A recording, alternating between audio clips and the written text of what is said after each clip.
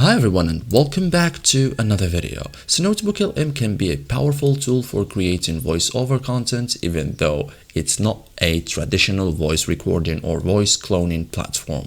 You can use it to research topics, generate scripts, create audio summaries, and prepare narration for videos, presentation, podcasts, and educational content. In this guide, I will show you step by step how to use NotebookLM for voiceover creation in 2026, simple and effective. So first thing, create a voiceover project notebook. So start by creating a notebook for your project, for example, YouTube videos, documentaries, educational courses, product explainers, business presentations. So one project per notebook keeps research organized. Okay, so you can also add your sources. Okay, so upload the materials you want to base your narration on. Okay, so examples include PDFs, research papers, articles, reports, notes, YouTube videos, website content. So NotebookLM will use these sources as the foundation for your voiceover.